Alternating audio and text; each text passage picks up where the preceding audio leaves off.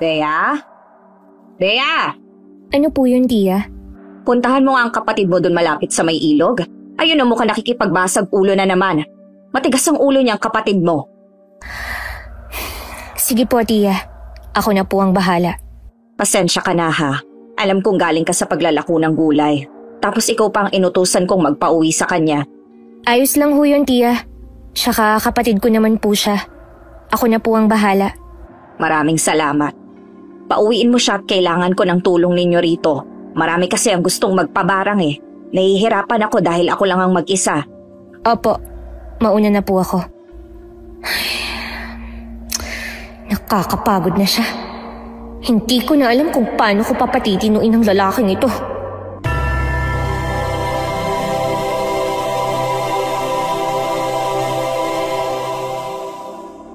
Ano ha?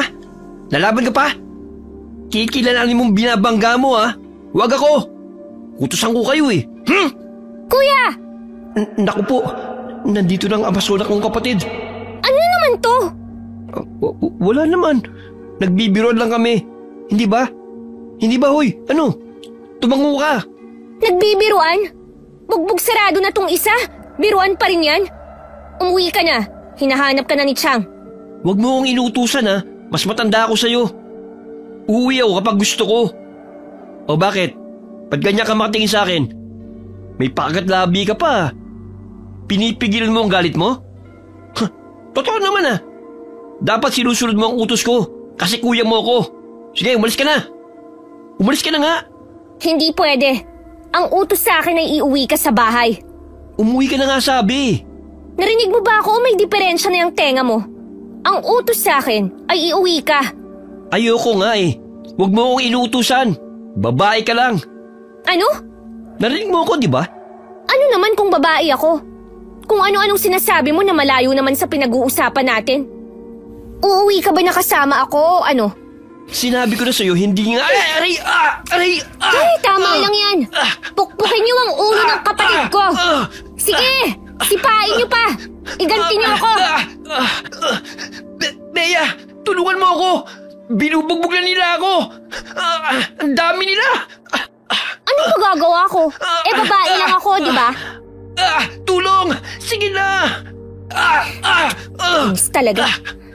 Umuwi na kayo! Ako na ang bahala dyan sa kapatid ko. Sakit. Napunuhan nila ako sa mukha. Paano na ako magkakaroon ng mga nobya nito? Ano? Putok labi mo, no? Sige, magyabang ka pa. Tumayo ka na nga dyan. Umuwi na tayo. Teka, sandali. Paano mo napalis ang 5 gunggong na yun? Dati ko na silang nakaaway. Siguro alam nila kung paano ako magalit. Ikaw lang yata ang hindi pa nakakaalam. Hindi alam ko. Alam na alam ko yan, Master Bea. Tuturuan mo pa nga ako mag-arnis eh. Tsaka sepak takraw, di ba? Asa ka? Sandali, hintayin mo ako. Ito naman, hindi na mabiro. Ikaw kaya ang pinaka-astig kong kapatid. Ang ganda mo pa. Tutulungan niya na ako maglakad. Huy, lalay mo naman ako. Manigas ka. Bea! Uy! Sina Bea at Paul ay mga ulila na simula nang mamatay ang kanilang lola sa miserableng paraan. May nagmagandang loob na kumupkup sa kanila at nagpatuloy sa bahay nito. Siya ay si Marlene. Tia o Tiyang ang tawag nila rito. Tapos na sa huling baitang sa sekundarya si Bea. Samantalang ang kanyang kapatid na si Paul ay matagal nang nahinto sa pag-aaral. Grade 6 lamang ang natapos nito. Sportive si Bea nung nag-aaral siya. Lahat ng tinuturo sa kanya ay tinuturo rin niya sa kapatid na pinagsisihan naman niya dahil ginagamit lamang nito sa pagipagbasag ulo ang mga natutunan. Pambabarang ang kabuhayan ng kumupkup sa kanila. Pagka-uwi naabutan nila ang ginang, natapos na sa pagipagtransaksyon sa isang kliyente. Nakangiti ang babae habang inaabot ang malaking halaga na ibinayad ng kanyang kliyente. Tia, nandito na po si Kuya. Mabuti naman nandito na kayo. Ano na naman ang ginagawa mo, Paul? Bakit ganyan ang itsura mo? Ikaw talaga puro na lang pakikipagbasag ulo ang inaatupag mo. Magbagong buhay ka na nga. Pasensya na, Tia. Nagkainitan kasi kami sa paglalaro eh. Kaya yun. Anong ayon? Basta ka na lang ng bugbog. Mga kabataan talaga walang ginawa kundi manakit ng iba. Hindi mo ikauunlad ang pakikipaglaban at pakikipagbasag ulo. Tulungan niyo na lang ako sa ginagawa ko. Aba, tiya. Mukhang tiba-tiba ka ngayon ah. Ang dami ng kliyente mong naghihintay. Kaya nga tulungan ninyo ako para marami tayong kita. Kesa makipag-away ka wala ka namang mapapala. Ganito, doon ako sa may basement sa silid. Kapag may lumabas ng kliyente, papasukin niyo ang susunod. Gaya ng dati nating ginagawa, ha? Bibigyan ko na lang kayo ng komisyon. Sige po, tiya. O sige, papasok na ako sa loob. Kayo nang bahala rito, Bea, ha? Opo. Tako, paniguradong paldo na naman si tiya nito. Napakarami niyang kliyente. Lahat sila magpapabarang. O kaya magpapatanggal ng barang. Ibang klase talaga ang trabaho ni tiya, di ba, Bea? Ewan ko sa'yo. Punasan mo nga muna yung dugo mo sa ilong. Nakakairita kang tingnan. Kunan mo naman ako ng bimpo sa loob ng bayo. Sige na. Hindi mo ako utusan. Bahala ka dyan. Sige na. Huwag na nga. Ang arte mo talaga. Alam mo, naisip ko lang. Mambarang na rin kaya tayo. Nakita mo naman si tiya. Kanina pagkalabas niya ang lapad ng ngiti. Sino bang hindi ngingiti ng ganun kung makapalang pera natanggap? Tapos napakarami pa na naghihintay sa kanya. Tignan mo naman, ang haba ng pila. Ay nako. Ay nako, ang pangit mo talagang kausap. Hindi ko alam kung super chill ka lang na tao o wala ka nang paki sa mundo. Parehas. Ha? Pati sa'yo wala na akong paki. Pwede ba? Ayoko nang makipag-usap. Sinong gusto mong kausapin ko rito? Ikaw lang naman ang kapatid ko. Ang sinasabi ko lang, paano kung mambarang na rin tayo? Manggamot tayo na may sakit. Sabi naman ni tiya, hindi masama ang pambabarang eh. Nagiging masama lang daw yun kapag ginamit mo para makapanakit ng ibang tao. Magbantay ka na lang. Huwag mo akong kausapin. Kakainis naman to eh. Basta yun ang gagawin ko. Magpapaturo ko ng barang sa kanya para may trabaho na ako. Bakit hindi ka na lang maghanap ng matinong trabaho? Gagawin mo pang kakumpetensya si tiya sa iniisip mo. Alam mo namang grade 6 lang ang tinapos ko eh. Sinubukan ko naman maghanap ng trabaho. Ang kaso eh, hindi naman talaga ako nagtatagumpay. Yung sahod ko sapat lang para sa pang-araw-araw nating pagkain. Hindi ko matustusan ng bisyo ko. Wala ka namang bisyo ah. Oo nga, kasi nga wala akong pantusto sa mga bisyo ko. Kaya hindi ko pa sinisimulang gawin. Pero isipin mo lang kikitain natin sa ganitong trabaho, hindi ba? Ewan, bahala ka sa buhay mo. Sige na, susubukan lang naman natin eh. Hindi ako interesado. Basta dapat dalawa tayo makakalam kung paano mambarang. Kahit hindi ka umuo, isasama kita. Hindi pwedeng ako lang ang kikita. Magtatrabaho ako sa Maynila. Hindi ako magtatagal dito. Ano? Bakit ka naman magtatrabaho dun? Mahirap ang buhay sa Maynila. Akala mo lang madali ron. Ano ka ba? Dito na lang tayo. At least magkasama tayong dalawa. Hindi mo kikitain ng ganyang halaga na nakukuha ni tiya sa magiging trabaho mo sa Maynila. Hindi porket graduate ka ng high school eh. Maganda magiging trabaho mo. Hindi pa rin ako mambabarang. Susubukan lang naman natin eh. Sige na, pumayag ka na. Matapos ang pangungulit ni Paula, napapayag niya rin ang kapatid sa huli. Noong gabi rin yun ay sinabi nila kay Marlene ang plano. Natuwa naman ang ginang at sinabing tuturuan sila ng pambabaranga sa susunod na gabi. Dumating ang oras ng pinakahihintay ni Paula. Pumunta sila sa basement gaya ng sinabi ni Marlene. Pero kahit ilang beses na silang tinuturuan ay hindi pa rin sila matuto. May nakakakilabot na presensya ang silid at para bang palaging may nakatingin. Kinakabahan si Paula. Pero si Bey walang emosyon habang nakamasid lamang sa ginagawa ng ginang. Natutuwa naman ako at nagkakaroon kayo ng interes sa paggagamot. Huwag kayong mag-alala. Ang panggagamot lang naman ang ituturo ko sa inyo at hindi ang manakit ng kapwa gamit ang pambabarang. Ayoko namang mangyari yun sa inyo. Oo nga po eh. Gusto rin po kasi namin gaya yung ginagawa nyo. Yung makatulong po sa kapwa. Talaga? Maganda yan. Totoo ba yun, Bea? Hindi po. Ang gusto niya ay gayahin kayo kasi malaki ang kinikita nyo. Sira ulo ko talaga. Bakit mo sinabi? Anong gusto mo? Magsinungaling ako para sa'yo? Ay ayos lang yon. Ano ba kayong dalawa? Ganun naman talaga. Alam nyo, hindi rin kasi pwedeng tumulong lang tayo. May pamahiin kasi na kapag hindi tayo binayaran ng tinulungan natin, Sa atin mapapasa ang sakit, kaya kailangan nating tumanggap ng bayad para na rin hindi tayo mapahamak at may pantustos tayo sa pang-araw-araw. Tama po kayo dyan, tiya. Ayos yan. Paano niyo po pala natutunan ng mga ganyan? Base lang sa karanasan kaya ganon.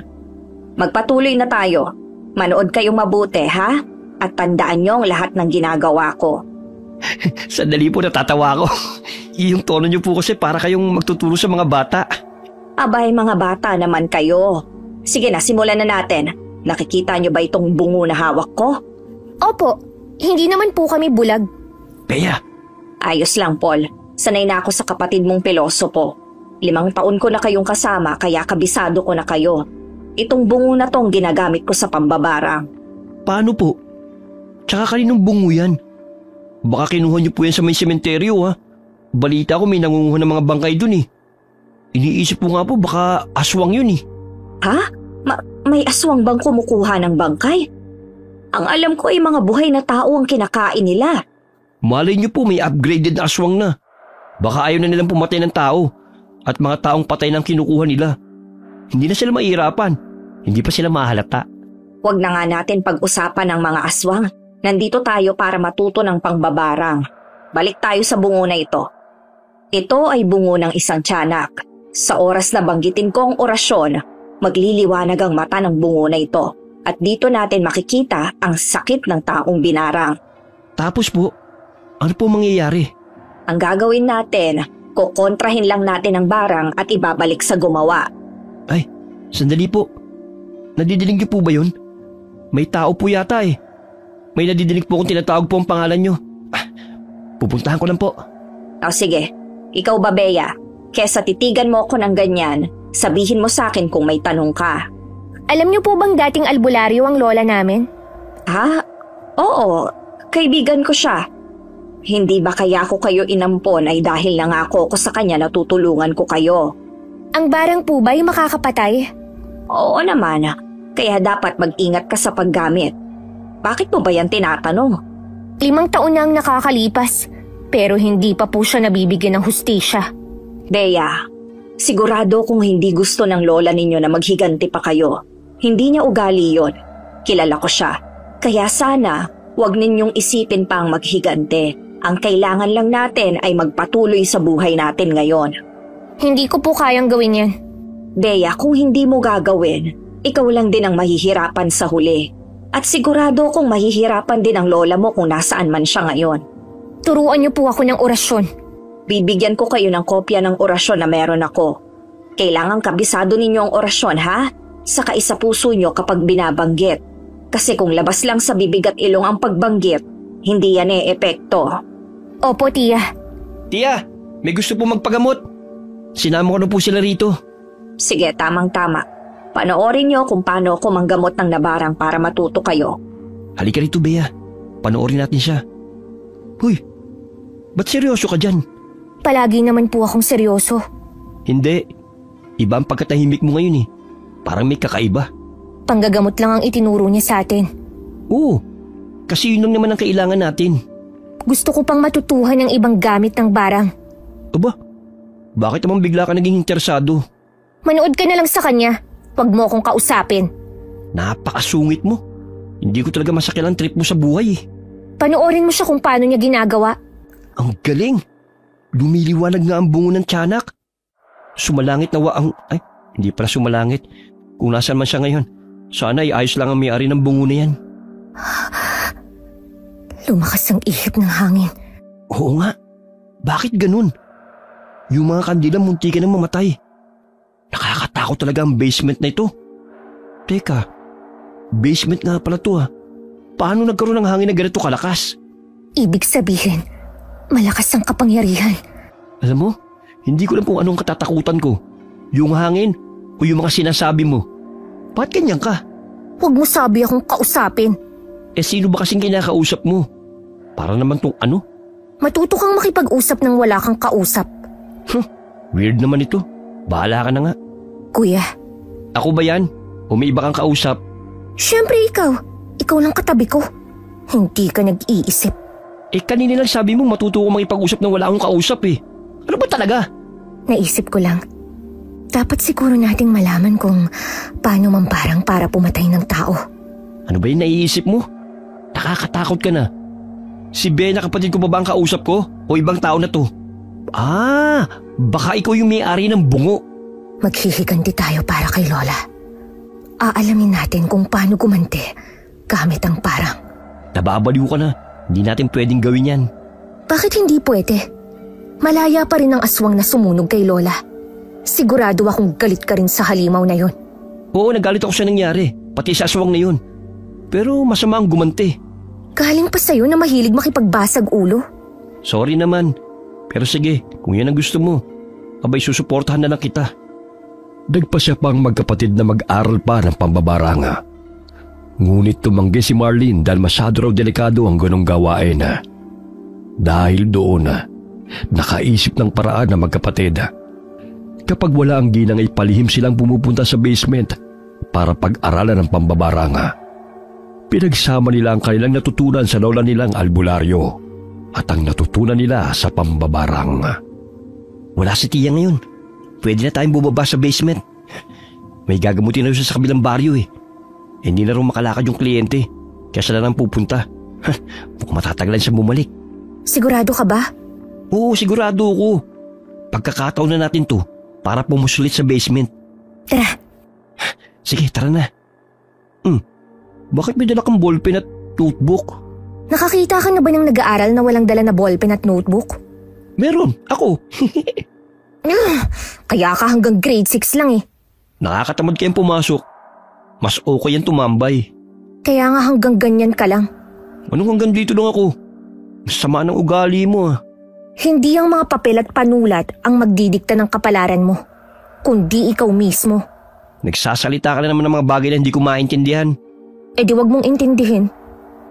Ay, may joke ako. Sigurado matatawa ka rito. Bakit hindi marunong magtago ang mga isda? Sabihin mo bakit? Huy, sabihin mo bakit? Tigilan mo nga ako. Eh kasi, palagi silang nahuhuli. Nakakatawa, di ba? Ay, naku. Ito pa, may isa pa akong joke. Nandito na tayo sa basement. Mag-obserba ka sa paligid. Teka, may isa pa akong joke. Anong sabi ng manananggal sa breakup? Huy, sumagot ka. Ano ba? Tatadyakan na kita eh. Sabi niya, okay lang. Sanay akong mahati. Nakakatawa talaga yun. Grabe ang tama ko ron. Ha. Grabe, napaka-supportive mo palang kapatid. Hindi ka man lang natawa sa joke ko. Sige, may isa pa akong joke. Subukan mong mag-joke pa. Sisipain na talaga kita. Ito naman napaka-seryoso. Alam mo, simula na mamatay si Lola, hindi ka nang umiti o tumatawa. Ano na nangyayari sa'yo? Nawalan ka kasi ng malay nung mamatay si Lola. Hindi mo alam kung ano ang nangyari, kaya wala kang alam. Ay, bunso, ano ka ba? Parehas lang tayong nahihirapan. Pero hindi tayo pwede sumuko na lang sa buhay. Tandaan mo yung palaging sinasabi ni Lola. Lagi tayong ngumiti tuwing magigising tayo. Dahil meron pang panibagong araw na dumating. Habang may buhay, may pag-asa. Pinangako ko sa sarili ko. Natatawa at ngingiti lang ako kapag namatay na ang aswang na pumatay kay Lola. Kaya kung gusto mo akong ngumiti, kumilos ka na dyan at mag-aral na tayo ng pampaparang. Hay nako bunso. Sobrang lalim ng galit mo. Kawawa ka naman. Bakit ikaw ba, hindi? Siyempre nagalit din ako. Pero may mga bagay na dapat kong isang tabi kasi wag na nga natin pag-usapan. May cabinet dun sa gilid ng altar. Baka nandun ang mga libro niya. Tara, tapitan natin. May naisip pa akong joke. Ano ang tawag sa mga leader ng saging? Kuya, ang pangit ng timing mo. Di banana chip. Ang saya. Ang sakit ng tiyan ko kakatawa. Sabi ko nga magseseryoso na ako eh. Ang totoo niya, natatakot ako sa silid na to. Parang laging may nakatingin, kaya nagjo-joke na lang ako. Hindi ka talaga natawa o natuwa? Kung itiniko mo ang bibig mo, edi sana natuwa pa ako. Sayang ang effort ko. Ang hirap ko magpatawa. Kaya nga wag ka nang magpatawa para hindi ka na mahirapan. Hay nako, Ang hirap magkaroon ng kapatid na 5 taon ng robot. Uy, ano yan? Ito na siguro ang libro ni Tia. Puno nang nakasulat tungkol sa kaalaman sa mga mahika at orasyon. Napakakapal nito oh. Pwedeng ihampas sa mukha mo. Joke ba yan? Sabihin mo para tatawa ako. Ayaw kitang napapahiya eh. Ayun na naman ang lakas ng hangin. Tignan mo, nakatingin sa atin yung bungo ng tiyanak. Ha? Sabog ka ba? Paano yan makakatingin wala naman yung mata? Pakiramdam ko lang. Sandali, ilipat mo nga sa kabilang pahina ng libro. Parang may nakita akong drawing eh. Mga aswang to. Basahin mo nga. Hindi ko maintindihan eh. Ano bang lingwahe yan? Latin. Latin? Di ko yan alam. Alam ko to. Tinuruan akong magbasa ni Lola. Ang daya, ikaw lang tinuruan. Palagi kang nasa galaan eh. Alangang sunduin ka niya para lang turuan ka. Nasaan ang utak mo? Hindi ko rin alam eh. Hinahanap ko nga rin eh. Baka natapakan mo. Joke lang. Ito naman, sama na naman ang tingin mo. Hindi ko ba napapagod ka kakasimangot? Ikaw, hindi ka ba napapagod magpanggap na masaya? Alam kong mainitin ang ulo mo noon pa. Kaya wag mong itago ang totoo mong pagkatao. Ay, naku naman. Sa akin na naman po bumanda ang topic. Sige na, tignan na lang natin yung libro. Ano ba nakasulat? Nakasulat dito kung ano ang kalakasan at kahinaan ng mga aswang. Dito naman sa mga unang paksa, kung paano mapalalakas ang kakayahan ng pangbabarang. Doon na muna tayo mag-focus kung paano mapapalakas ang paraan ng pagbabarang. Simula noon ay palagi na silang pumupusilit sa basement para mag-aral ng pambabarang kapag wala si Marlene. Walang alam ang matandang babae sa kanilang ginagawa. Marami na silang nalaman sa loob lamang ng 1 linggong pag-aaral. Isang gabi, nagising sila dahil nakarinig ng malakas na pagaspas ng pakpak. Bea, narinig mo ba yun? Oo. Anong kinukuha mo riyan sa ilalim ng kama? Yung yantok kong ginagamit pang arnis. Bakit? May masama akong kutob. Sa tingin ko naman malaking ibon lang yun. Pero hindi na rin masama mag-ingat. Tara, silipin natin. Pumagaspas na naman siya. Naku, mukhang hindi siya basta-basta malaking ibon lang. Silipin natin sa bintana. Sinasabi ko na nga ba? Hindi siya ordinaryong hayop. Ang itsura niya parang pinaghalong mukha ng ibon at ng tao. Yung pakpak niya, sa braso niya nakadikit. Bea, okay ka lang ba? Bakit ka nakasalampak dyan? Tumayo ka nga. Katulad siya ng aswang na pumatay kay Lola. Ano? Sigurado ka ba? Hindi ko kasi naalala ang mukha niya. Wala kasi akong malay nun eh. Hindi ako makagalaw. Nanginginig ka. Kumalma ka lang. Huminga ka na malalim. Alam ko na. Gusto mo bang makarinig ng joke? Aray! Ang sakit ng yantok mo. Bakit mo ako pinalo? Nagagawa mo pang mag-joke. Painis ka. Ano bang gusto mong gawin ko? Gusto mo ng tubig? Hindi. Bakit ka ba nanginginig? Natatakot ka ba? Hindi ako natatakot. Nanginginig ako sa galit. Ay, kumalma ka nga. Hindi ka makakapag-isip kung puno ng galit ang katawan mo. Hoy, Bea. Hindi ako makahinga. Acting lang ba yan? O nahihirapan ka talaga? Sandali. Isasanggal kita sa pader. Kailangan ko ng hangin. Nawawalan ako ng hangin. Sino kumuha ng hangin mo? Diyos ko naman. Hindi ko na alam ang gagawin eh. Ano? Straight mo yung katawan mo, dali. Tapos ano? Tubig, gusto mo ba? Hindi. Baka pumasok sa baga mo. Sige, huwag ka maingay. Ako, baka marinig tayo.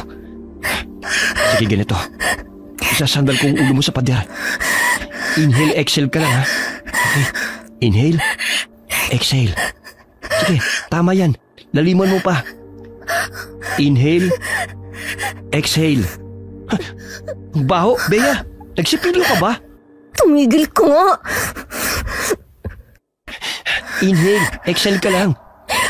Sisilipin ko lang siya. Bakit? Bakit siya kinakausap ni Tia Marlene? Tumabi ka. Titingnan ko. Bigla siya nag-anyong tao. Parang magkakilala sila base sa palitan nila ng pag-uusap. Niyakap pa niya. Ano yun? Reunion? Uy, ayos ka na ba? Kaya ko na. Naaalala ko na.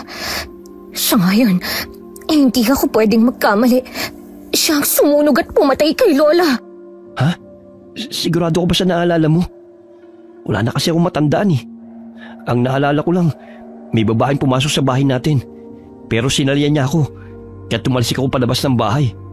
Paggising ko, nasa labas ka na rin ng bahay at nakatingin sa bangkay ni Lolang nag-aapoy. Hindi ko makakalimutan ang puting buhok niya sa gilid at ang kwintas sa kanyang leeg. Parehas na parehas. Papatayin ko siya. Sandali lang. Dito ka nga lang muna. Siya yun, kuya. Hindi ako nagkakamali. May paghihiganti na natin si Lola. Sasapakin na kita eh. Hindi ka na naman nag-iisip eh. Inuuna mo na naman ang galit mo eh. Kung yan ang aswang na hinahanap natin, kailangan natin siyang matyagan. Tumayo ka na. Kumalma ka lang ha. Hindi tayo pwedeng basta lang sumugod. Yumuko lang tayo. Pagmasdan natin ang kilos niya. Paano mo yan nasasabi? Ito na ang pagkakataon natin oh. Palalampasin mo pa? Hindi sa pinalalampas ko, Bea. Nakita mo ba kung paano sila mag-usap ni Tia Marlene? Ibig sabihin, kilala niya. Walang duda. Alam mo kung gaano kalakas si Tia pagdating sa itim na mahika. Kulang pa ang kaalaman natin. Kung susugod tayo, mamamatay lang tayo sa huli. Hindi rin natin pwedeng kumprontahin si Tia. At baka may iba pang mangyari. O hindi ba? Ang galing ko mag-isip. Natatawa ka pa talaga sa sitwasyon na to? Hindi ako makapaniwala. Bunso, sa ating dalawa, ikaw ang nakakaalala kung anong totoong nangyari 5 taon nang nakakalipas. Alam mong inutakan si Lola kaya siya natalo, hindi ba? Mautak ang kalaban natin. Kaya dapat tapatan natin siya. Puisit. Oo na. Pero bakit siya nandito sa lugar natin? Yun ang dapat nating malaman. Paalis na sila. Sa tingin ko ay papunta sila sa silid, sa basement. Parang gagamutin siya. Tignan mo. Duguan at sugatan ng aswang. Sundan natin. Sinundan na magkapatid ang dalawa. Hindi sila nagkamali sa inisip. Pinapasok ng matandang babae ang aswang sa basement at ginamot ito. Nagtago ang magkapatid sa likod ng malaking cabinet para makiusyoso. Kitang-kita nila na ginagamot ni Tia Marlene ng halimaw habang pinagagalitan na para bang anak na dinidisiplina. Saan ka ba nagsusuot at duguan ka? Napakarami mong sugat. Wala na po kayong pakialam doon. Bata ka. Bakit ka ganyan sumagot sa akin? Wala kang galang. Alam mo naman ang dahilan kung bakit ako ganito sa'yo, di ba? 5 taon. 5 taon akong naghintay. Baka pwedeng maghintay ka pa ng konting panahon pa. Ginagawa naman na ng paraan. Ilang taon pa ba akong maghihintay? Sabihin mo na kasi kating-kati na ako. Tumigil ka na kasi sa gawain mo. Kaya ka napapahamak ay dahil kung saan-saan ka pumupunta. Paano kung matuntun ka rito? Maaapektuhan din ako. Intindihin mo naman. Manahimik ka na kasi. Tigilan mo na ito, anak. Baka ikamatay mo lang. Hindi ako titigil hanggat hindi ko nakukuha ang gusto ko. Anak naman, nakapaghiganti ka na. Baka pwedeng tumigil ka na. Tuloy pa rin ang plano na eh. Walang magbabago.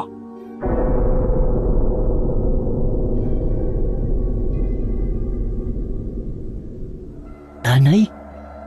Anak siya ni Tia Marlene? Siya siguro ang tinutukoy ni Tia na naglaya simula nang mamatay ang tatay niya. Ibig bang sabihin, alam ito ni Tia simula pa noong una? Hindi natin masasabi yan. Pero delikado na tayo rito. Sa tingin ko, kailangan na nating umalis. Baka matulugan tayo.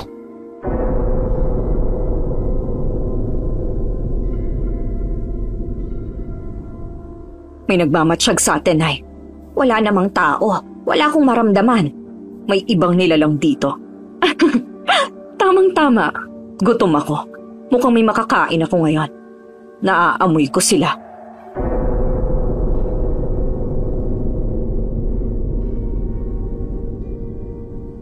Patay, mukhang natulugan niya na tayo. Nagsaswang na siya.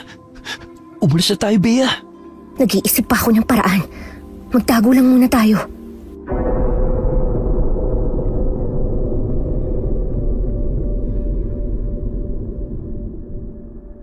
Nasaan ka? Naaamoy kita. Napakabango mo naman. Pagpipira-pirasuhin ko ang katawan mo, gagawin kitang kahit anong klase ng karneng gusto ko. Masaya yun. Anak, wala ngang ibang nandito. Shh! Baka marinig ka nila. Baka tumakbo ang pagkain ko. Itiko mo muna ang bibig mo. Akala ni Paul at Bea ay mahuhuli na sila. Mabuti na lamang at may malaking daga na dumaan, kaya yun ang hinabol ng aswanga. Nakatsyempo ang magkapatid para makalabas ng hindi napapansin na mag-ina. Bumalik sila sa kanilang silid at nagpanggap na natutulog. Maya-maya ay biglang bumukas ang pinto ng kanilang kwarto at sinilip sila.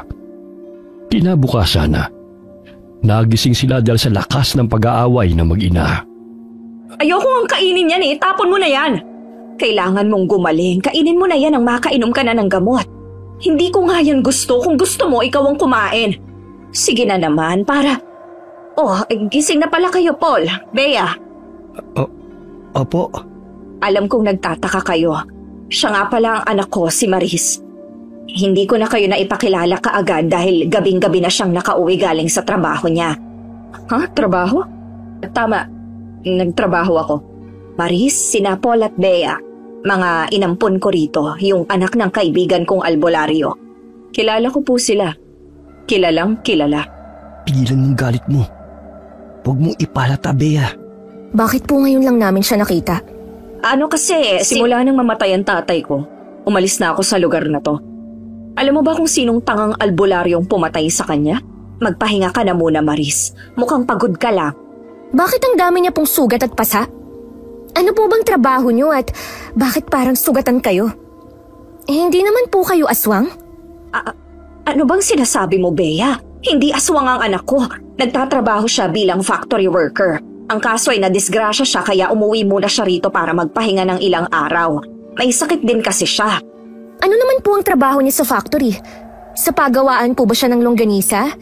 Yung mga nakakatakam na karne? Bea, ang ibig po niya sabihin, saan po ang factory at ano po ang trabaho niya ron? Yun po ang gusto niyang sabihin. Tama ka. Sa pagawaan ako ng longganisa nagtatrabaho. Paano mo nahulaan yun? Ang trabaho ko ron ay tagagiling ng mga namumula-mulang karne. Karne pa po ba ng hayop ang pinag-uusapan niyo? Mukhang ibang karne na yan Nakakatawa. Alis po muna kami ni Bea at Marlene. Ang dami namin nalaban ng mga damit Baka may mga damit ako dyan, ha? Huwag niyong isali ang damit ko. Damit niyo lang ang labhan niyo. Opo. Sige na, Bea. Buhatin mo ng timba. Ikaw magbuhat ang damit mo, ha? Hindi nakatakas sa paningin ni Paul ang palitan ng masasamang tingin ni Maris at Bea. Kaya naman hinilan niya na ang kapatid para pumunta sa ilog. Pagdating doon ay hindi naman sila naglaba. Dahilan lamang yun ni Paul para matanggal ang tensyon sa pagitan ng dalawang babae. Dinala ni Bea ang kanyang dalawang yantok at nagsanay habang pinapanood ni Paul. Doon ibinuhos ni Bea ang galit. Aba, ang galing mo na mag-arnis Para kang tanod na nagpapatrol tapos may nakitang tambay kaya hinahampas-hampas. Tigilan mo nga ako. Nag-iensayo ako. Kawawa naman yung puno ng saging sa'yo. Ako na nang kalabanin mo. Hindi ka naman marunong nito. Hindi ba tinuruan mo ko? Tara, mag-practice tayo. Akin ang isang yantok. Paano ako mag-aarnis ng isang yantok lang? Problema mo na yun. Ay, sige na nga. Sige, sumugod ka. Wala kang binatbat sa akin. Dami mong satsat Champion ako sa paaralan natin. Ano? Tinamaan ka sa braso, no? Ang sakit nun Medyo tumalsik ako. Ang lakas ng hampas niya. Sumugod ka. Wag mo akong hamunin. Hindi kita uurungan. Bagal mo naman. Sumugod si Bea palapit sa kapatid, pero nakatras kaagad si Paul. Bawat hampas ni Bea ng kanyang yantok ay nadedepensahan kaagad ni Paul gamit ang yantok niya. Dahil hindi makapunto si Bea, ay ginamitan din niya ito ng kamao. Bawat hampas ng yantok ay may kasunod na pagsuntok, pero naiiwasan pa rin ito ng kapatid. Sa bilis ni Paul ay hindi namalaya ni Bea na yumuko ang kapatid at inihampas ang yantok sa kanyang binti. Natumba si Bea dahil doon. Wala ka pa sa kalingkingan ko. Mag-practice ka pa. Kainis, bakit ako natalo sa kanya? Bunso, may training ka sa school. Pero alam mo kung anong kulang sa kagaya mong puro karunungan lang ang pinapairal? Diskarte. Diskarte na hindi mo matututunan dahil lang sa pag-aaral. Matututunan mo yan dahil sa experience. Tumayo ka na. Abutin mo yung kamay ko. Hindi ko kailangan ng kamay mo. Kaya kong tumayo ng mag-isa. Umalis ka dyan. Naku, hindi ka marunong tumanggap ng pagkatalo. Siguro tinatanong mo sa isip mo ngayon kung paano ako natalo ay mas may practice ako kaysa sa kapatid ko. Ka nang mahiya. Tayong dalawa lang naman nandito eh. Tigilan mo ako. Wala ka kasi sa focus. Alam mo, natuto lang ako kasi nakikipagbasag ulo ko kaya ganyan. Pero i-practice mo rin yan. Tapos sabayin mo ng mga sipang mong ginagamit kapag naglalaro ka ng sepak takraw. Bakit mas magaling ka? Ako lang naman ang nagturo sa'yo. Sabi ko na eh, yan ang nasa isip mo eh. Aminin mo na lang na mas magaling ako. Oo na, manahimik ka na lang. Umupo ka nga muna, mag-usap tayo. Anong pag-uusapan natin? Gusto mo bang makarinig ng joke? Anong tawag sa malungkot na pare? Tigilan mo ako. Hahampasin na kita, kuya. Eddie the Priest. Nakakatawa, di ba? Uy, sandali lang mag-usap muna tayo. Seryoso na to. Ano ba yun? Napansin ko mga tingin mo dun sa anak ni Tia Marlene. Bawasan mo yung mga ganong tingin. Hindi yun makakatulong. Paano ka nakakatiis na ang taong pumatay sa lola mo ay nakatira sa iisang bubong kasama natin? Sige nga. Kasi magaling ako magpigil. Bagay na wala ka. Huwag ka magpapahalatang may alam ka. Dahil baka tumakas lang siya. Narinig mo naman yung sinabi ni Tia. Ilang araw na mananatili ang babaeng yun. Ito na ang pagkakataon natin para gumanti. Hindi natin kailangang gumamit ng dahas. Anong ibig mong sabihin? Hindi tayo mahihirapang patayin siya. Ang gagawin lang natin, lasunin siya. Napagdesisyonan nilang lasunin si Maris sa pamamagitan ng paggawa ng sariling lason. Natutunan nila ito sa libro ng kanilang lola noon. Kada may ipapakain si Tia Marlene ay palihim silang naglalagay ng lason. Ilang beses nilang ginagawa yun, pero walang nangyayari sa babae. Sinubukan nilang ipakain sa daga ang pagkain na may lason at namatay naman ito. Naisip nila na baka may sumasabotahe sa mga plano nila. Anong ginagawa mo? Nilalagyan ko ng laso ng pagkain. Iiwan ko lang siya sa lamesa. Para? Naisip kong may sumasabotahe sa mga plano natin. Gusto kong malaman kung sino yun. Magtago ka, kuya. Malalaman natin kung sino ang nasa likod ng mga palpak nating plano. Magtago ka. Sige nga, tignan natin kung sino yan.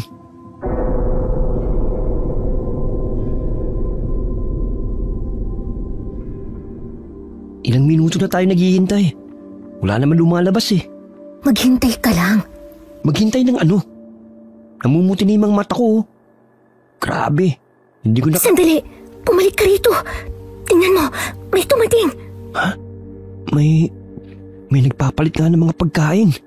Hindi tao ang sumasabotahe sa atin, kundi isang kakaibang nilalang. Sobrang nagliliwanag siya.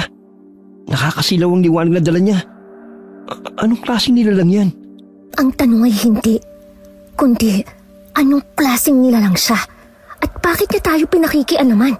Hoy! Ano ka? Sino ka? Ano ba ang tamang tanong? Basta! Hoy! Saan ka pupunta? Tumakas na siya! Habulin natin! Habulan pala ah! Kayang-kaya ko yan! Bilisan mo! Mabilis siyang kumilos! Lumabas siya ng bahay. Saan siya nagpunta? Nandun siya! Papunta sa masukal na daang yun! Sandali! Papunta na yan doon sa lugar na matataas ang talahib. Delikado dyan. Wala tayong dalang flashlight. Kuya, nagliliwanag na naman siya. Kaya natin siyang sundan. Halika na! Oo nga no. Ang ganda ng mahay ka niya. Ngayon ako nakakita ng ganyang nilalang. Bilisan mo, kuya! Lumalayo na siya! Hoy! Kung ano ka mang nilalang, tumigil ka nga sa pagtakbo! Tumigil lang siya saglit pero tumakbo uli. Tuso rin itong nilalang na ito, ah. Mahabol din natin yan. Bea? Ba't ka minto? Parang nakita ko na siya dati. Seryoso ka? Habulin pa rin natin siya. Parang nakita ko na siya dati pa. Malaki siyang bulto ng nilalang pero nagliliwanag siya. Hindi kaya diwata siya? Natatandaan ko na! Nico! Nico ang pangalan niya! Hoy, Nico! Huminto siya. Ano to? Telenovela? Dahan-daan pa siyang lumingon. Nico! Ikaw nga! Wow! May reunion din sila. Bea? Halika, lumapit ka rito. Bea? Ay, hala. Pasensya na kayo ha. Baka nakaka-istorbo ko sa mga moments ninyong dalawa. Pero, paano kayo nagkakilala at sino ka ba? Lumapit ka rito, Nico. Bea, aray! Bakit mo naman piningot, Bea? Loko ka talaga. Akala mo hindi kita makikilala ngayong malaki na ako? Ikaw si Nico, yung kalaro kong maligno. Maligno siya, Bea? Oo, siya ang kaibigan ni Lola na maligno. Bakit mo sinasabotahe ang plano namin? Pasensya na. Utos lang sa akin yun ng inyong Lola Lina. Kaya ko yung nagawa. Utos ng lola namin? Paano mo naman nalaman? At paano niya sinabi sa'yo? Patay na si Lola eh. Aray! Pakiusap, Paula. Huwag mong ilapit sa akin ang asin. Bakit ka may dalang asin? Eh kasi aswang ang kalaban natin eh. Dapat meron tayong pananggalang. Hindi na mahalaga kung paano ko siya nakausap. Basta ayaw niyang matuloy ang plano niyong masama. Balak ninyong patayin ang aswang na yon. Ayaw ni Lina na maging kriminal kayo. Ginawa niya akong tagabantay ninyo. Si Lola Lina, kahit patay na siya, binabantayan pa rin niya kami. Nasaan na kaya siya ngayon? Huwag kayong mag-alala kay Lina. Maayos ang kalagayan niya. Nandun siya sa aming mundo at masaya siya ron. Di kami naniniwala. Paano kami maniniwala sa kagaya mo? Maniniwala lang kami kung nakausap na namin siya. Bigyan mo muna kami ng patunay na totoong si Lola Lina ang tinutukoy mo. Pangako, kapag may pagkakataon ay dadalhin ko kay Ron at bibigyan ko kayo ng pagkakataon na mabisita ang lola ninyo. Pero paano nandun siya sa mundo niyo, Nico? Nakita ko kung paano sinunog ng buhay ng aswang ang katawan niya. Katawan lang ang sinunog, pero wala ron ang espiritu ni Lina. Ano? Totoo ba yan? Totoo nga. Bakit ba ayaw niyong maniwala? Kaya tigilan niyo na ang paghihigante. Dahil walang mabuting idudulot yan. Hindi ko rin pababayaan ang lola ninyo sa lugar namin.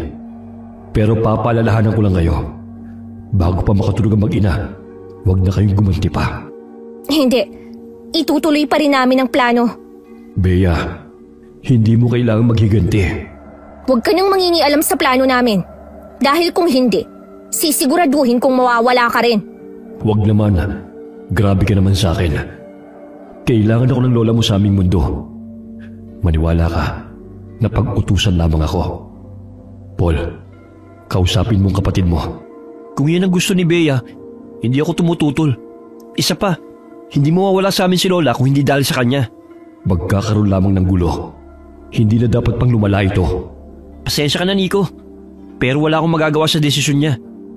Alam mo kung gaano siya kadeterminado kapag may gusto siyang gawin. Gusto mo bang makarinig ng joke? Eto na naman tayo. Ano yung joke? Biro ba? Saan kumakain ng mga guro? Saan? Sa turo-turo. Ay nako, wala talaga sa hulog ang biro mo. Bahala na kayo. Basta binalaan ko na kayo. Hindi ka malang natawa, Nico. Ang ganda kaya ng joke ko. Hoy, saan ka pupunta? Baliw ka na. Uwi na ako sa amin. O ba? Sira ulo. Baliw na raw ako. Sa tingin ko nga rin. Nakita mo ba yun? May biglang lumitaw na lagusan sa kung saan. Tapos pumasok na siya ron. At naglaho rin agad. Ang weird talaga ng mundo na ginagalawan natin. May mga bagay tayong hindi maipaliwanag. Pero, Bea. Ano? Paano malalaman kung ang tao sa loob ng banyo ay babae o lalaki? Ha? Eh di hintayin mong lumabas. Aray! Ang lakas naman ng batok mo. Hindi napigilan ng paghihiganti ng magkapatid. sa kabila ng babala ng malignong si Nico. Sinubukan ulit nilang nasunin si Maris. Ngunit napansin na ito ng babae dahil hindi nito binawasan ang pagkain. Sunod namang ginawa ng magkapatid ay sinubukan nilang gumamit ng barang. Tiyempo na umalis si Marlene, kaya silang tatlo lamang naiwan sa bahay. Nagkulong sa basement ang magkapatid at doon isinagawa ang pambabarang. Sigurado ka ba sa gagawin natin, Bea? Alam mo na ba kung paano mangbarang? Kakayanin ko to. Kailangan ko lang ng matinding konsentrasyon. Pwede bang kunin mo ang libro ni Tia Marlene? Sigurado ka na ba? Masama ang kutob ko rito eh. Huwag na lang muna kaya natin ituloy itong plano. Tuwag ka ba? Hindi sa ganun. Pero alam mong makapangyarihan ng barang. Paano kung imbis na sa kalaban natin mapunta yung sumpa, sa atin ito umipekto? Alam mo rin na kayang ibalik ni Tia Marlene ang sakit sa may gawa. Kaya delikadong plano mo. Hala na. Gagawin ko na to. Naiinis na ako sa itsura ng babaeng yun. Hindi ko na siya kayang makita pa. Hindi ko alam kung paano ka papipigilan. Determinado ka na talagang patayin siya. At gagawin ko ang lahat. Mawala lang siya. Kapag nakikita ko siya, naaalala ko ang pagtawa niya habang nasusunog si Lola. Hindi ako masaya kapag hindi siya namatay sa harapan ko. Kaya babarangin mo na lang ako? Ha? Maris? O bakit tumayo ka? Ituloy mo ang pambabarang mo. Bata ka pa pero marami ka nang nalalaman. Lumayo ka sa kapatid ko! Kuya Paul! Walang iya ka! Bakit mo siya inihagis? Grabe. Tumalsik ako nun Hindi ko akalain na mabilis pala siyang kumilos. Ano, Bea? Alam mo, hindi ka matutulungan ng pambabarang. Ang mabuti pa, talunin mo na lang ako. Mano-mano. Bea, mag-ingat ka! Mabilis siya kumilos! Eh di itapon niya yung libro ng barang. Wala naman palang kwenta. Halika! Maglaban na tayo! 2 laban sa isa ang naging labanan. Unang sumugod si Bea. Dahil hindi niya dala ang kanyang arnis, ay wala siyang pagpipilian kundi gumamit ng pisikal na lakas. Sinuntok niya ang babae, ngunit nakailag si Maris. Sa pangalawang suntok niya ay muli itong nakailag at mabilis siyang sinuntok sa sikmura. Parang tumigil ang buo niyang sistema dahil doon nayanig ang kanyang katawan. Napatras siya at hindi nakagalaw. Mabilis na lumapit sa kanya si Maris. Bago pa ito nakasuntok ay malakas na sinipa ni Paul ang babae. Tumalsik ito at tumama sa kabinet. Ayos ka lang, Bea? Ayos lang ako, kuya. Napakalakas nga niya. Sa likod mo, kuya! Aray! Nakakarami ka na ng kalmot, Ang lalakas ang suntok niya. May kasama pang kalmot. Hindi ko siya kayang labanan ng matagal. Aatras na lang muna ako ng aatras. Ano, Paul? Pagod ka na? Maglaban pa tayo! Puro ka dada! Itong asin, kainin mo! Buisit ka! Kailangan kong tumulong. Hindi sumasapat ang mga suntok at sipa ni kuya sa kanya. Anong pwede kong gawin? Ha! Makakalimutan niya si kuya! Tama, itong bungo ng tiyanak. Pwede ko itong sipain papunta sa kanya. Hoy, Maris! Saluhin mo! Uy! Ang lakas nun Tinamaan siya sa ulo. Ang galing mo, Bea! Buisit kayong dalawa. Buisit kayo sa buhay ko. Pati ang lola niyo, buisit! Kuya, lumayo ka! Dito ka sa tabi ko! Nandyan na! Akala niyo bubuhayin ko pa kayong dalawa? Hindi! Papatayin ko kayo gaya ng pagpatay ko sa lola niyo! Kuya, nagwawala na siya. Sinisira niya na lahat ng gamit dito. Pabayaan mo siya, Bea. Basta alerto ka. Hindi natin siya kaya ng isa-isang atake lang. Kailangan sabay tayo. Ganito, akong susugod. Malakas ka kapag ginagamit mo yung pagsipa mo. Gamitin mo yun sa kanya. Sipa-sipain mo siya. Paano kung ikaw ang matamaan ko? Walang problema. Kaya kong umilag. Ganito, sasabuyan ko siya ng asin. Tapos ay sabay tayong susugod. Ayos ba? Sige na nga. Pagbilang ko ng 3. 1, 2, 3. Anong kaguluhan to? Tia! Huwag kang makialam, Nay. Tatapusin ko ng buhay ng dalawang to. Hindi, wag! Mga bata lang sila. Huwag mong gagawin yan, anak. Ano bang nangyari? Bakit hindi ko gagawin? Binabalak nila akong barangin. Ano? Totoo ba yun, Bea, Paul? Hindi ko po itatanggi. Bakit? Bakit mo gustong patayin ang anak ko? Bakit nga po ba hindi? Siya ang pumatay sa lola ko! Tama po, tiya. Ang anak po niyong pumatay sa lola namin. Alam niyo po bang lahat ng to? Magpapaliwanag ako. Anong paliwanag pa ba ang gusto mong gawin sa kanila? Oo, ako ang pumatay sa lola niyo at alam yun ng nanay ko. Mga tanga ba kayo para hindi yun maisip? May hinala na kami. Pero dahil naging mabait sa amin si Tia Marlene, alam naming may dahilan siya. Gusto niyong malaman kung bakit? Bakit niya kayo kinupkop? Ang dahilan tumigil ka na, anak. Maris na kaganti ka na sa lola nila. Hindi pa ba sapat yun? Hindi! Kahit kailan hindi yun magiging sapat. Mababalik ba nun ang tatay ko? Hindi naman. Mababalik mo rin ba ang lola namin? Hindi rin naman. Pasensya na kayo kung inilihim ko ang totoo. Ang totoo niya ay sinunog ang katawan ng lola niyo dahil para pagbayarin siya sa kasalanang ginawa niya. Kasalanan? Ano naman ang kasalanang nagawa ng lola namin? Para po patayin ng siraulo niyong anak. Ang totoo niya ay may ginamot ang lola niyo na nabarang at pumalpak. Hindi ko alam kung alam niyong may gabay si Lina na isang maligno. Hindi mahusay na manggagamot si Lina at kaya lang siya'y nakapagpapagaling ay dahil sa maligno. Ang maligno ang totoong nagpapagaling sa mga tao at hindi siya. Noong bago pa lang siya ay puro kapalpakan ang ginagawa niya. Ang tinutukoy niyo po ba'y si Nico? Kung sino man siya ay hindi namin alam. Gumagaling ang mga pasyente niya pero alam naming hindi si Lina ang gumagawa. Kundi ang malignong bantay niya. Dumating ang araw na may nagpagamot sa kanya na pinarang. Pero nang oras na yun ay wala na ang maligno sa tabi niya. Kaya sa ibang mambabarang bumalik ang sakit o barang. Nalihis ang pagganti at napunta ito sa asawa ko. Dahil doon, namatay siya. Hindi namin kaagad na agapan ang barang na yon. Kita niyo na kung anong katangahan ang ginawa ng lola niyo? Tapos magtatanong kayo sa akin kung bakit ako galit? Ha? Mambabarang siya pero ikaw aswang?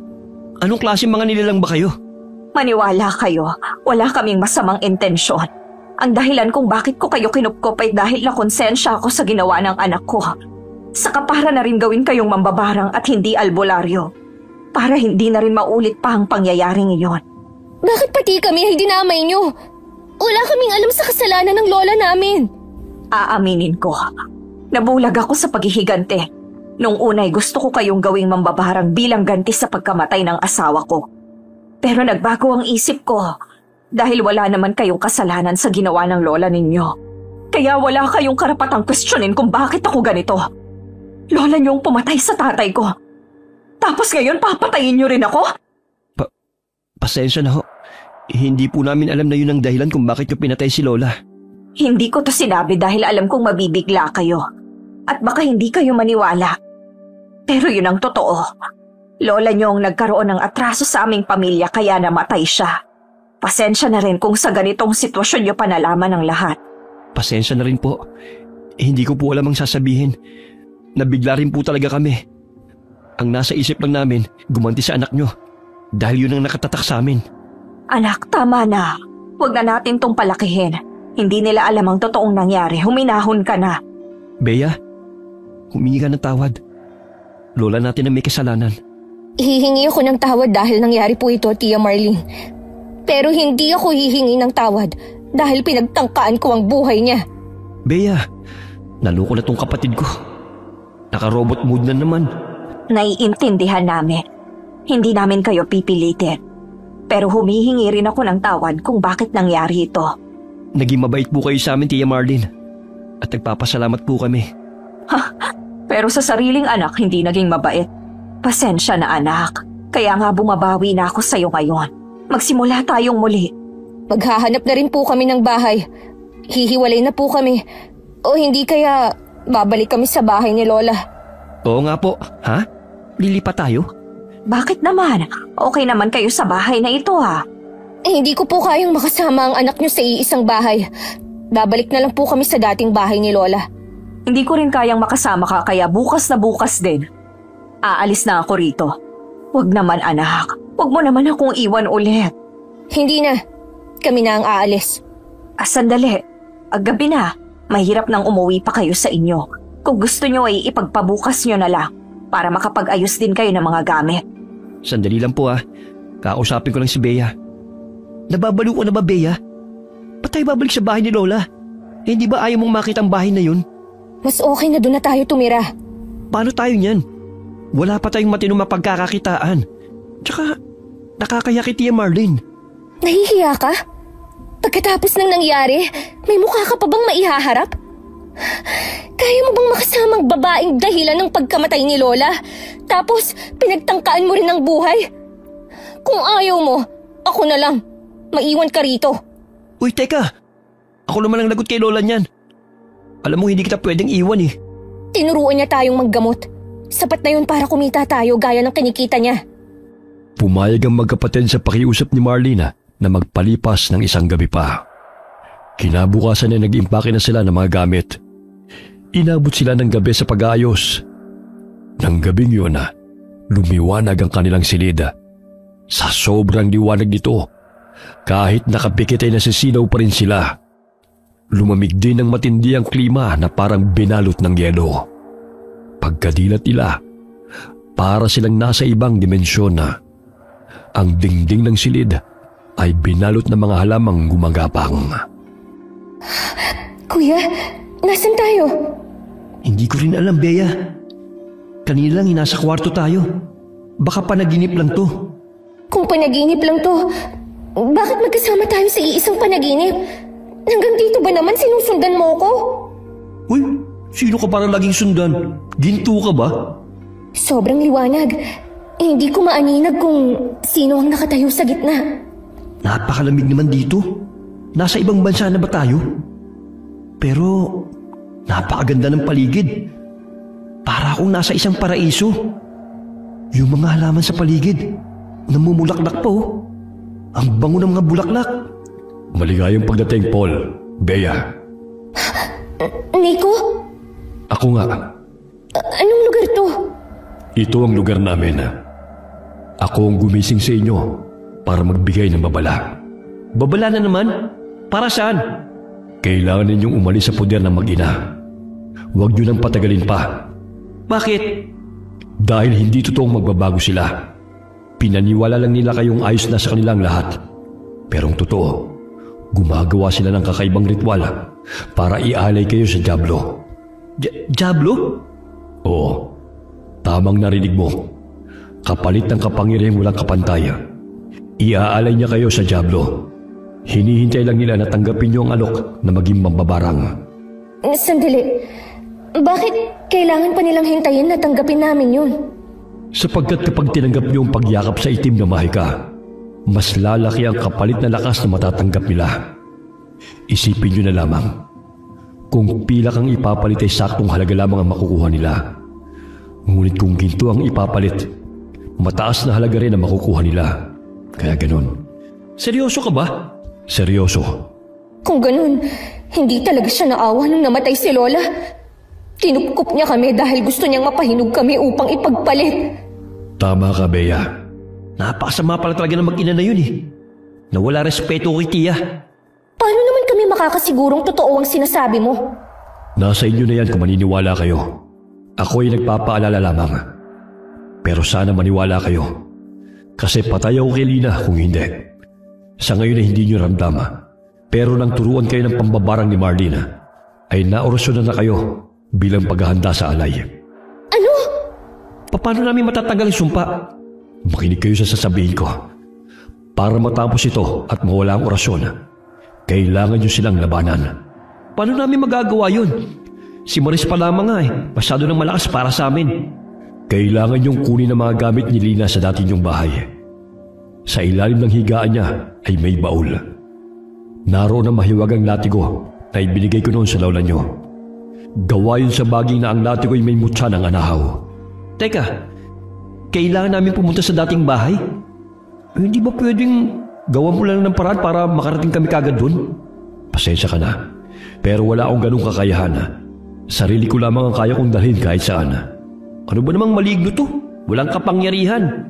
Ang kapangyarihan ko ay pwede kitang gawing palaka. Hindi. Sabi ko ang galing-galing mo, Nico eh. Kaya naman namin maglakad eh. Kalahati ng oras lang siguro yun. Dapat kasi pumayag ka nang umuwi tayo eh. Aba, malay ko ba? Tsaka pagod ang katawan ko. Kakalaban sa baliw na Maris na yon. Anong magagawa ng latigo na yon, Nico? Sa tuwing ihahampas ito, ay maglalabasan ng mga tinik ng anahaw at babaon sa katawan ng nilalang nahahagupitin. May laso ng tinik na ikamamatay nila. Lahat ng tatamaan ng latigo ay mahihiwa, kahit matigas na bato. Kailangan din yung mawasak ang dambana at tribulto ng Diablo na sinasamba nila mag-ina. Saan naman namin makikita ang dambana at tribulto na sinasabi mo? Nakatago yun sa ilalim ng kanilang bahay, kung saan doon sila nagsasagawa ng ritual at pagsamba sa mga nilalang ng kampo ng kadiliman. Ayun ba ang silid sa basement? Hindi pa yon. Ang nakita nyo'y bungad pa lamang sa lugar na yon. Kapag hinawakan yung malaking bato na nasa gitna, ay magbubukas yun sa panibagong lagusan. Doon ang kanilang sambahan. Maraming salamat, Nico Gusto mo ba ng joke? Hindi. Isa pa nga pala. Kailangan nyo mapigilan si Marlene na magritual. Sa oras na bumalik kayo, hudyat yun para simulan niya na ang binabalak. Dahil hindi pwedeng malayong iaalay sa dasalan nila. Mag-iingat kayo. Hala, bigla na lang umalis. Agad-agad naglaho. Di man lang nagbabay. Magjojoke pa lang sana ako eh. Pagkatapos maglaho ng maligno ay bumalik sila sa silid at isa-isa ring nawala ang kababalaghan doon. Sinunod nila ang payo ng maligno. Palihim silang umalis ng bahay upang makuha ang latigo. Dinala ni Bea ang kanyang 2 yantok, samantalang hindi kinalimutan ni Paul ang itinagong garpo ng asin. Ilang minuto rin silang nagdakad bago nakarating sa bahay. Ngunit hindi nila inaasahan na may naghihintay pala sa kanila. Nandito na tayo sa bahay ni Lola. Huwag na tayong mag-aksaya ng oras. Halika na. Nakalak. Sirain mo na lang. Ano ko, superhero? Hindi ko kayang sirain niya ng kamay ko lang, no? Di natin naisip na magdala ng pansira ng lock. Umalis ka nga. Itong yantok, subukan natin. May mga bato rin sa paligid na pwede nating magamit. Tama. Kapag malakas ka, baka pwede masira ang padlock. Tumabi ka. Ako nang gagawa. Nakaling yantok. Yeah! Bilisan mo! Parang may nakamasid na naman sa atin. Sinusundan na naman ba tayo? Ayan, bukas na. Hanapin natin kagad ang latigo. Dumiretso na tayo sa kwarto niya. Hanapin kagad natin yung baul.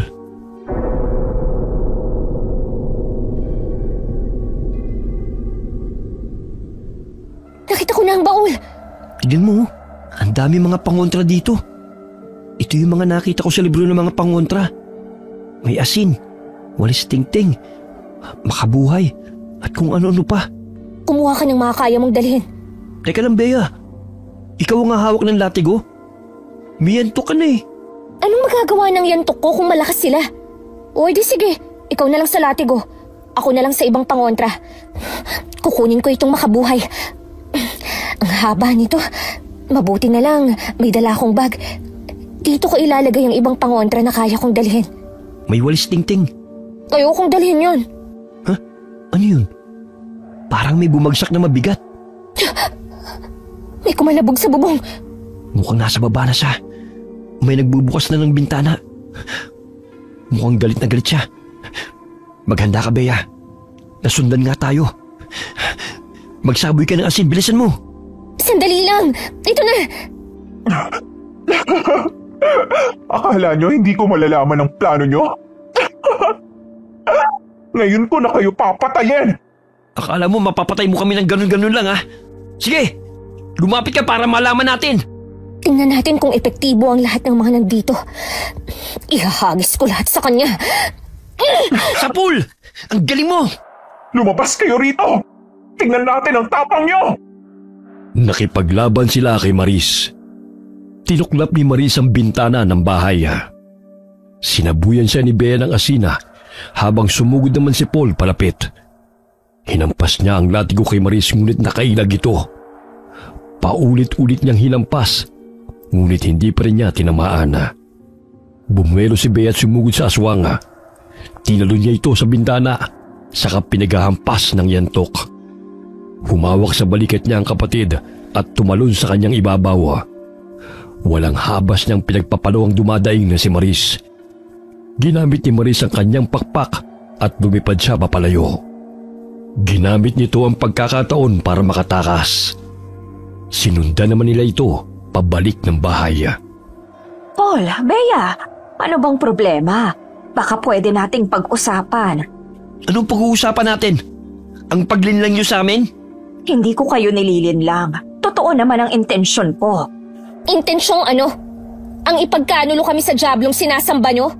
Hindi na kami tanga na magbubulag-bulagan pa. Tigilan na natin ito. Tinuring ko na kayong mga anak. Ayokong dumaan pa tayo sa dahas. Hindi na po kailangan, tiya. Hindi na po kami magpapaloko sa inyo. Ay, o sige. Wala naman na akong magagawa. Totoo naman kasi. Sayang. Maganda pa naman sana ang kapangyarihan na makukuha namin kapag inialay namin kayo. Ilang taon ko kayong inalagaan para lang sa espesyal na gabi. Pero marami talagang pwedeng mangyari na hindi inaasahan. Salamat, Nay, sa pagpapagaling sa akin. Mas lumakas ako kumpara dati. Sisiguraduhin kong may iaalay pa rin natin sila. Yan ang anak ko. Masama ang kutob ko rito. Mukhang totoong sinabi niya. Mas malakas nga ang aura niya ngayon. Umaalingasaw si Maris. Hindi ko alam kung bakit. Parang nararamdaman ko rin ang maitim na aura sa paligid niya. Kumapit ka, Bea. Pumapagaspasan na naman siya. Sobrang lakas ng hangin. Hindi ako makakita. Napupuwing ako dahil sa mga buhangin. Bea! Naloko na. Hindi ako makakita ng maayos. Nasaan na si Bea? Umalis ka sa ibabaw ka! Nasira ang yunto ko. Malakas na nga talaga siya. Hindi ako makagalaw. Nakadagan siya sa akin. Wala ka ng lakas? Yan lang ang kaya mo? Wala ka palang binatbat eh. Anong gusto mong una kong baliin sa katawan mo? Ang kaliwa mong kamay o ang kanan? Pwede namang sabay. Ulo mong bubukulan ko! Buisit! Hindi ko napuruan ang ulo niya. Tumama lang ang latigo sa likuran niya. Kumain ka ng asin! Ayan! Lalukin mo! Ginagalit ko talaga akong magkapatid. Humanda kayo sa akin! Lumipad na naman siya palayo. Nasaan si Tia Marlene? Papunta siya sa basement. Kailangan natin siyang pigilan at makasimulan na niya ang ritual. Yuko, Bea! Gusto tayong dagitin ng aswang na to! Kailangan natin mapigilan si Tia. Paano natin siya pipigilan? Malapit na siya sa papasok sa basement! Ito yung garpon ko ng asin. Sipain mo papunta sa kanya. Teka, Yuko! Pwisit na Maris to! Naiinis na ako! Bubugawin ko si Maris. Pigilan mo si Tia. Sige, isipin mong langaw lang siya. Saan ka pupuntang babae ka? Una kitang papatayin. Lumayo ka sa kanya. Ako ang harapin mo. Buisit na latigo yun. Bumabaon sa katawan ko. Masakit ba? Dadami pa yan kapag hindi mo nilubayan ang kapatid ko. Nay! Ang sakit! Ang sakit! Anong ginawa mo sa nanay ko? Wala naman. Sinipa ko lang sa kanya ang garapon ng asin. Buisit na babae ka talaga. Papatayin kita. Sinugod ni Maris si Bea. Ngunit sinalubong siya ng paglatigo ni Paul. Nahalata ni Paul na hindi mahawakan ng aswang ang latigo. Muling lumipad ang aswang at pasugod sa binata. Sa bilis ng halimaw ay muntik ng tamaan ng atake si Paul. Napadaing si Paul nang makalmot ang kanyang braso. Sa sobrang lalim ng hiwa nito ay halos mapaiyak siya. Samantalang si Bea ay sinusubukang pigilan si Marlene sa pagpasok sa basement. Subalit bigla na lamang siyang nahilo dahil sumama ang pakiramdam. Doon niya nalaman at tila umiepekto na ang dasal nito. Palapit na sana siya sa ginanga nang may humigit sa kanyang balikat at iniangat siya pataas. Nadagit na siya ni Maris, pero nahawakan naman ni Paul ang paa ni Bea. Bitiwan mo akong aswang ka! Bitiwan mo ang kapatid ko! Sigurado kang bibitiwan ko? Wag pala, sige. Higpitan mo lang pagkakahawak sa kanya. Wisit ka, kuya! Bitiwan mo na lang ang pako, kuya! Parehas tayong matatangay! Hindi pwede. Papatayin ko kayong dalawa. Sabay ko na lang kayong bibitiwan para magkalasog-lasog kayo. May puno. Puno! Puno, umiwas ka naman! Kailangan kong makakapit sa puno. Tama, may langis ako rito na inorasyonan ni Lola. Ipapahid ko sa kamay ko para kapag nahawakan ko ang aswang na to, mabibitawan niya ako. Puno! Usog! Umilag ka! Ikaw nang umiwas kay Maris! Maris! Ayaw umilag ng puno! Ikaw na lang ang umiwas! Matutusok ako ng sanga! Bakit ako iiwas? Gusto ko ngang mamatay ka. Kainis na bitiwan ko siya. Leche! Binitiwan niya tayo! Walang hiyang aswang talaga! Kuya! Kumapit ka sa sanga! Huwag mong bibitiwan ang latigo! Malalaglag ako! Dito lang ako nakakapit! Ligtas ka rito! Nakakapit ako sa puno! Tsinempuhan ko talaga na palapit siya bago ko hawakan ang sanga. Ano bang ginawa mo? Nagpahid ako ng inorasyon ng langis sa kahinawakan si Maris. Ang galing mo! Ngayon, paano tayo bababa? Hindi ko rin alam. Pasugod na naman siya. Wala talaga siyang kadala-dala. Ako napapagod sa kanya eh. Hihilahin kita papunta rito sa puno bago pa siya makarating. 1, 2, 3! Oo! Ay, salamat sa Diyos. Ligtas akong nakasampa. Tapusin na natin to. Kapag bumalik ulit siya, tatalon tayo sa likuran niya. Ipupulupot ko na natin sa leeg niya. Malilibre na tayo pababa sa lupa kapag bumagsak siya. Saka natin siya papatayin. Meron akong mas mabisang pangontra pala rito. Mabuti at may dala akong bag na nilagyan ko ng mga pangontra ni Lola. Tama yan. Ay, paparating na siya. Hindi kayo makakatakas. Papatayin ko kayong dalawa. Ipulupot mo pa ng mas madiin.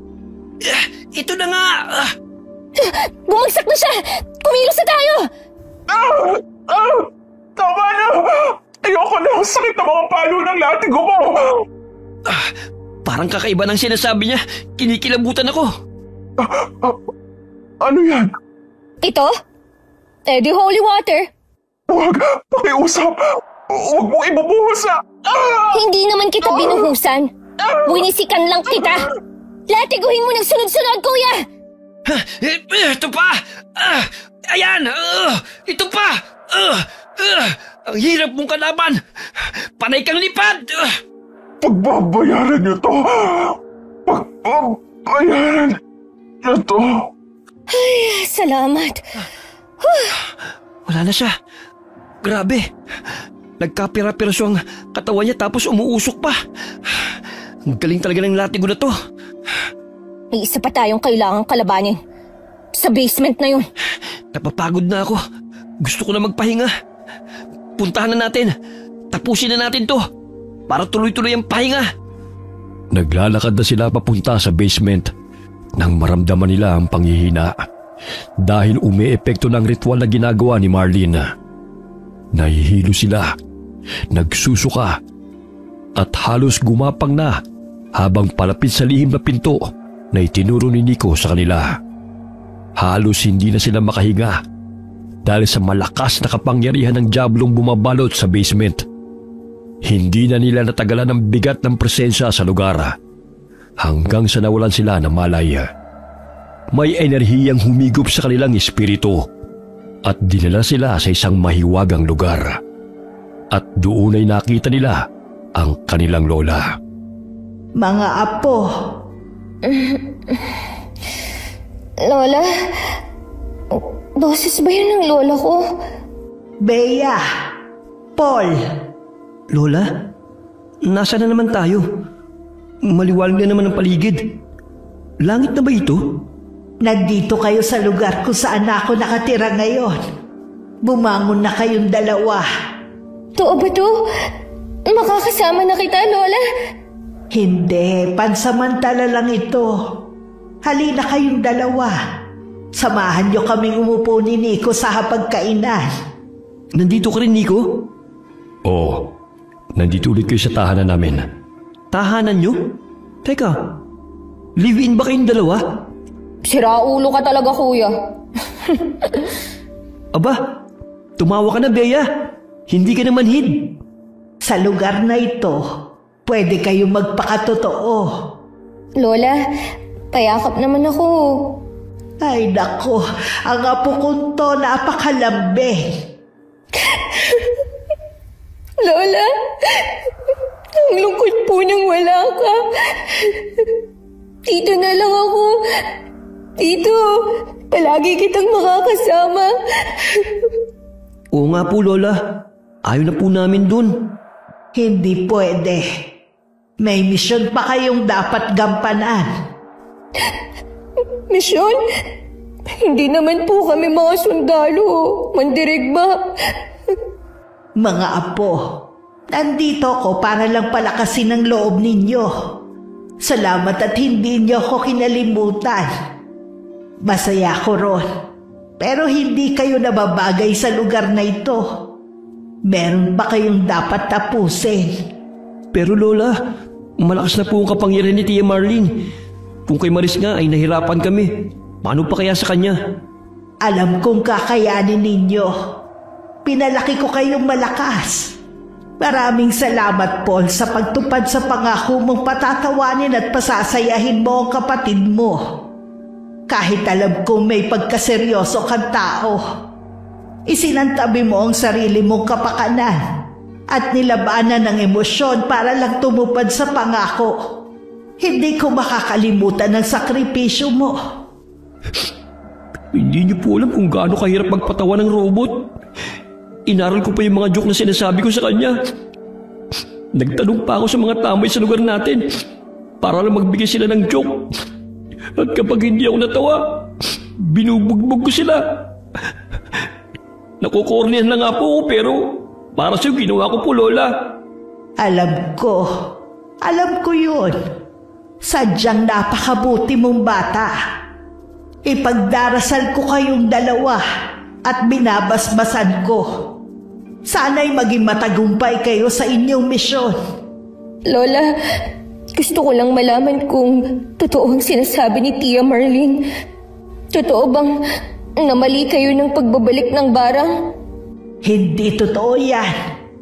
Ang totoo sila ang nambarang sa babaeng nagpagamot sa akin.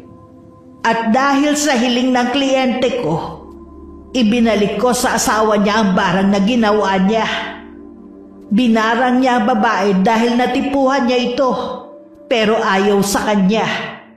Kaya nang mapagaling ko ay sa asawa ni Marlene bumalik ang barang. At doon niya rin nalaman ng dahilan. Kapag binalik ang barang ay hindi na pwedeng muling ibalik pa ito sa biktima. Hindi niya yung matanggap kaya ginantihan nila ako. Pasensya na sa istorbo, pero kainin niyo tong candy. Mahiwagang candy ito. Babalik ang lakas niyo rito. Dobling lakas ang may bibigay nito sa inyo. Tanggapin niyo na. Anong flavor to? Wala. Wala? Pwede kakaiba rin ang lasa nito. Kainin mo na lang. Ang dami mong sinasabi. Oo nga, bumalik ang lakas ko. Para akong nabunutan ng tinik sa lalamunan. Basta mga apo, palagi niyong tatandaan na mahal kayo ni Lola, ha? Palagi ninyong tutulungan ng isa't isa. Kayong dalawa na lang ang natitira, kaya magmahalan kayo. Huwag niyong susukuan ang bawat laban. Humayo kayo at tapusin ang nasimulan ninyong misyon. Natapos ang kanilang pag-uusap matapos silang yakapin ang kanilang lola. Pagkagising nila, ay nakita na lang nila ang sarili na nakatali sila sa dambana sa basement. Nakaluhod si Tia Marlene sa kanilang harapan at nagsasagawa ng pagdarasal. Napansin din nila na nag-alay pa ito ng mga hayop at ikinalat ang dugo sa semento. Nakasindi ang mga itim na kandila. Nakita rin nila sa sahig ang putol-putol na katawan ni Maris. Pinilit ng magkapatid na pakawalan ng kanilang sarili sa pagkakatali. Nakalaya sila dahil sa pansamantalang lakas na ibinigay ng maligno. Ha? Paano kayong nakatakas? Hindi mo ba inaasahan, ha, mambabarang? Napakaiksi naman ang panahon. Nawalan ka na agad ng paggalang sa akin. Dahil hindi nararapat sa'yo ang galangin at irespeto. Sa bagay, wala na rin naman akong pakialam doon. Nakikita niyo ba ang itsura ng anak ko ngayon? Walang awa niyo siyang pinatay. Siya ang naunang sumugod. Gumanti lang kami. Kung ano man ang nangyari sa anak mo, kasalanan niya yun. Hindi namin kasalanan ito. Kasalanan ito ng lola ninyo. Kung hindi niya pinatay ang asawa ko, hindi ito mangyayari. Ang kasalanan ng lola namin ay hindi namin kasalanan. Ang kasalanan ng angkan ay kasalanan niyo rin.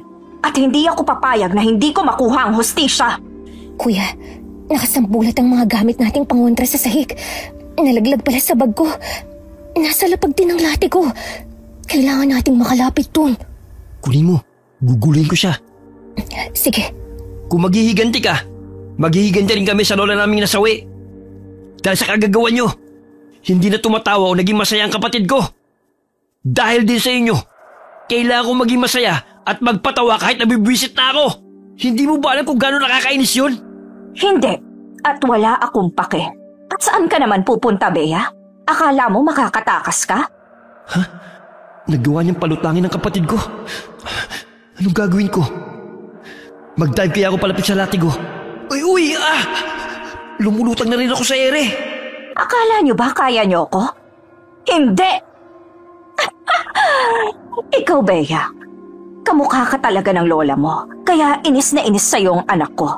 Pero hindi kita papatayin. Huwag kang mag-alala. Dahil gagamitin ko yung katawan mo para mabuhay ang anak ko. Anong ibig mong sabihin? Simple lang. Ililipat ko ang kaluluwa niya sa katawan mo. Tapos maglalaho ang kaluluwa mo na parang bula. Wala na kayong laban sa akin. Sa bawat kumpas ng kamay at orasyon ay kaya kong gumawa ng makapangyarihang desisyon. Duwag ka! Ang sabi ko, duwag ka! At paano mo naman nasabi yan? Hindi mo ako kayang labanan ng mano-mano. Kaya gumagamit ka na lang ng mahika. Kasi nga, duwag ka! Oo, duwag ka! Hindi ako duwag. Malakas ako kesa sa inyo. Hindi! Matanda ka na! Malamang may rayuma ka na rin! Hindi totoo yan. Kahit dalawa pa kayo, hindi kayo uubra sa akin. Kung ganun, lumaban ka ng patas. Ibaba mo ako! Ano ako, tanga? Paano kung bigla ka na lang umatake? Ay nako, duwag nga siya! Wala to! Tumigil kayong magkapatid. Alam ko ang mga ugali ninyo. Sa loob ng 5 taon, kilala ko na kayo. Nagkakamali ka! Hindi mo kami kilala! Anong hindi? Kahit ang mga kilos nyo'y minamatyagan ko. Kung ganon, alam mo bang gagawin ko to? Walang yaka! Hindi uubra sa akin ang kandilang tinapon mo. Nagawa mo pang damputin ang kandilang yan. Ngayon na, Bea! Sipain mo papunta sa akin ng latigo! Ito na! Anong mga tuso talaga kayo? Ang tawag doon, diskarte! Ang sakit! Tama na! Bakit ka nasasaktan sa winiwisik ni Bea na holy water? Ano ka ba talaga, ha? Tama na! Masakit ang palo ng latigo mo! Nag-iibang anyo siya! Anong ibig sabihin nito? Isa rin ba siyang... Ha? Isa rin siyang aswang? Sinasabi ko na nga ba? Dahil aswang din ang anak niya. Malamang ngay ganun din siya. Ginagalit niyo talaga ako. Nag-iba na ang desisyon ko. Papatayin ko na lang kayo. Hindi mo kami mapapatay! Dahil uunahan ka na namin! Bea, ituloy mo na ang pagwisik ng holy water sa kanya! Hindi. Hindi ako pwedeng sumuko. Papatayin ko pa kayong dalawa. Pasensya ka na, Tia. Pero hanggang dito ka na lang. Napalood ka ba sa sakit ng palo ko, ha? Nakakatawa kayo. Aba, nagagawa pa niyang tumawa. Kahit ang dami niya ng sugot gawa ng latigo. Bea, wisikan mo pa siya ng mga pangontra mo dyan. Kahit anong gawin niyo, mananalo pa rin ang kadiliman. Nagkakamali ka. Magtatagumpay kami. Paano kayo magtatagumpay kung kayo ay may kasalanan din katulad ko? Parehas lang tayo ng ipinaglalaban. Kung tutuusin, dapat nga tayo ay magtutulungan. Gaya ng sinabi mo nung tinuruan mo kaming mambarang. May barang na nakakatulong at nakakagamot. Sisikapin naming magbagong buhay at hindi kami titigil. Magsisisi kami sa lahat ng kasalanan namin at babalik kami sa mundo kung saan tanggap namin siya at tanggap niya kami. Ang dami mong sinabi na hindi ko alam kung bakit sinasabi mo pa. Ang sakit! Mga walang utang na loob! Pasensya ka na, Tia. Hindi ko gustong gawin to. Pero sinasaktan mo rin kami sa mga ginagawa mo. Minsan ba, itinuring mo rin kami na hindi ibang tao? Ano ako, tanga? Wala akong dahilan para mahalin o ituring kayong mabuti. Lahat ng yun ay kasinungalingan lang. Ang tingin ko lang sa inyo yung mga patabang baboy para maging malakas kami ng anak ko. Madaldal ka kasi, Tia. Pasensya ka na.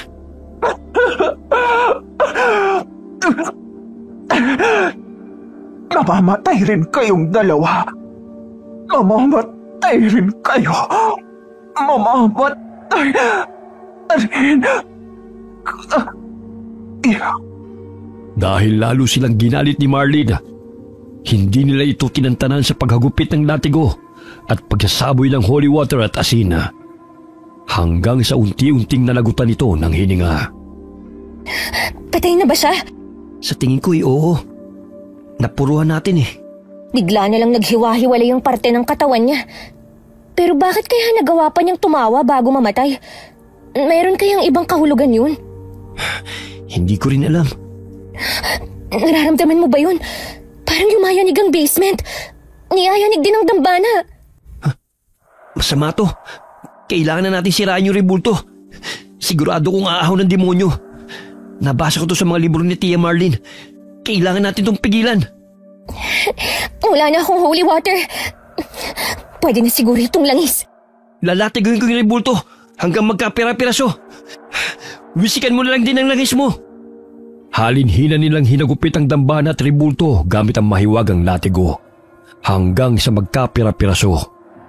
Sumiklab ang apoy sa mga kandila. Dahilan para kumalat ang apoy. Nagmadali silang lumabas ng bahay at saka pinagbasdan kung paano nilamon ng apoy ang buong bahay. Magkayakap silang nagdamayan. Sa wakas, natapos na rin ang problema natin.